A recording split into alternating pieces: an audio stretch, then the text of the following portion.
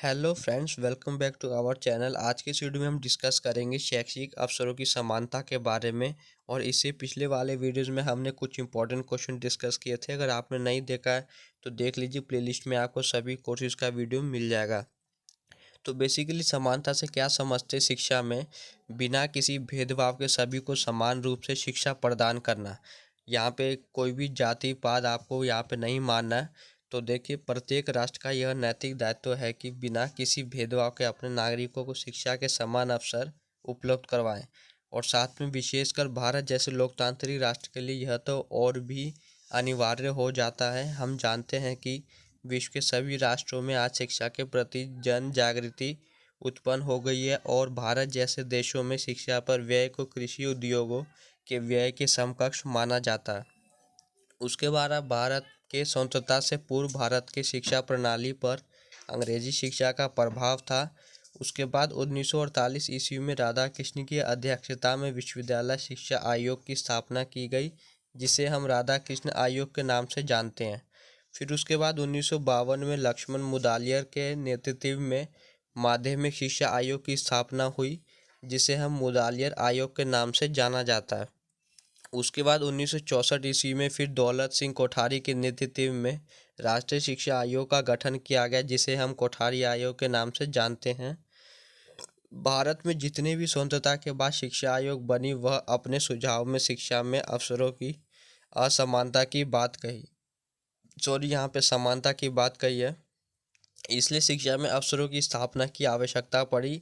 शैक्षिक अवसरों की समानता का अर्थ, तो इसको हम अंग्रेजी में इक्वालिटी का बोलते हैं। शैक्षिक अवसरों की समानता सबसे तात्पर्य है कि उन समान परिस्थितियों से है जिनमें सभी व्यक्ति को शिक्षा के लिए समान अवसर उपलब्ध हो सके, तथा सामाजिक न्याय के लक्ष्य की प्राप्ति हो सके एवं सामाजिक भेदभाव का अंत हो सके। उसके बाद अब प्रोफेसर लॉस्की ने शैक्षिक अवसर को परिभाषित करते हुए कहा है कि समानता का अर्थ यह नहीं है कि प्रत्येक व्यक्ति के साथ एक जैसा व्यवहार किया जाए अथवा सभी को समान वेतन दिया जाए। यदि एक पत्थर ढोने वाला का वेतन एक प्रसिद्ध वैज्ञानिक के समान कर दिया जाए तो इसमें समाज के उद्देश्य ही नष्ट हो जाएगा। उसके बाद यूएनओ संयुक्त राष्ट्र संगठन ने शैक्षिक अवसरों की समानता को परिभाषित करते हुए कहा है कि शैक्षिक अवसरों की समानता का तात्पर्य यह है कि सभी के लिए एक समान शिक्षा नहीं होनी चाहिए, बल्कि प्रत्येक बालक की शारीरिक, मानसिक, संवेगात्मक, नैतिक परिस्थितियों के अनुरूप ही शिक्षा दी जाए। उसके बाद है शैक्षिक अवसरों की समानता की विशेषताएं। पहला है प्रजातंत्र की सफलता। हम जानते हैं कि प्रजातंत्र का आधार समानता ही है। यदि प्रजातंत्र को सफल बनाना है तो वहाँ के नागरिकों में समान अवसर उपलब्ध कराना होगा। राष्ट्र का विकास, हम जानते हैं कि किसी भी राष्ट्र का विकास नागरिकों के विकास पर निर्भर करता है, और यह भी जानते हैं कि किसी भी राष्ट्र की शक्ति शिक्षा होती है। अतः हमें शिक्षा के प्रति किसी भी नागरिकों से भेदभाव की भावना को खत्म करना होगा। उसके बाद है बालक का सर्वांगीण विकास। हम जानते हैं कि शिक्षा के माध्यम से ही बालक का सर्वांगीण विकास होता है। अतः किसी भी राष्ट्र का यह दायित्व है कि अपने बच्चों के लिए समान शिक्षा लागू करे। उसके बाद है यहाँ पे शिक्षा एक मौलिक अधिकार।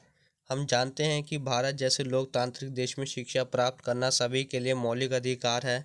इसका वर्णन संविधान के आर्टिकल 21A में वर्णन किया है।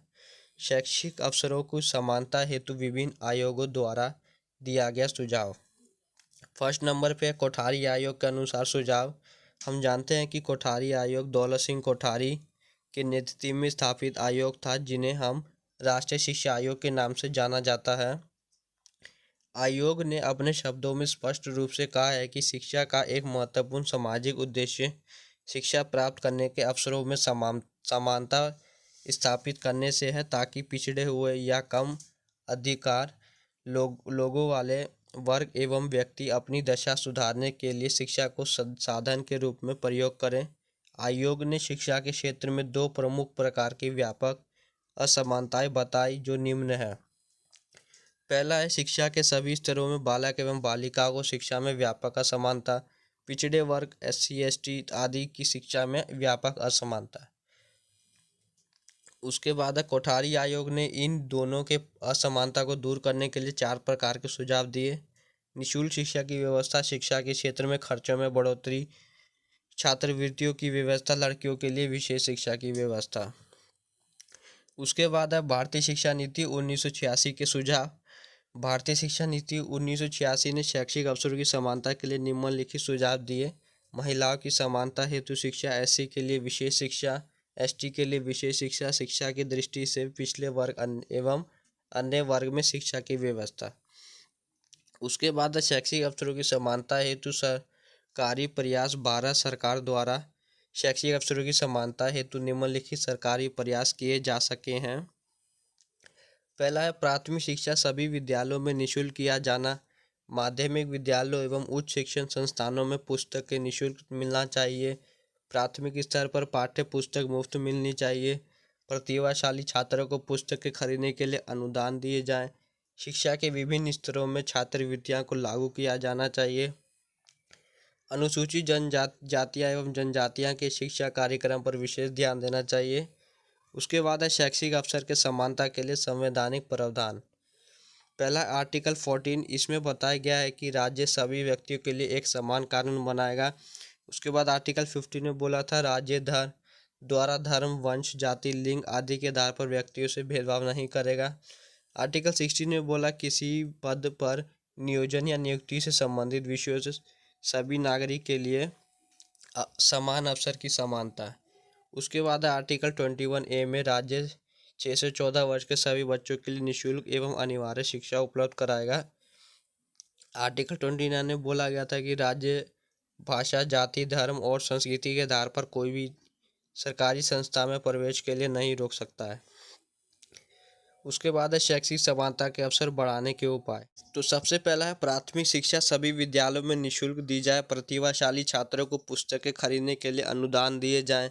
माध्यमिक विद्यालयों तथा उच्च शिक्षा के संस्थानों में पुस्तक बैंकों का कार्यक्रम विकसित किया जाए। प्राथमिक स्तर पर पाठ्य पुस्तकें और लेखन सामग्री मुफ्त दी जाए।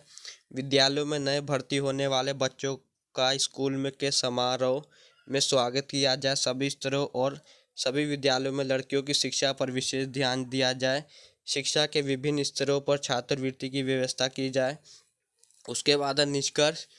उपरोक्त विवरण से यह स्पष्ट होता है कि किसी भी राष्ट्र का विकास तभी होगा जब वहाँ के शिक्षा व्यवस्था में समानता होगा, यानी शिक्षा में सभी व्यक्तियों को समान अवसर देना होगा।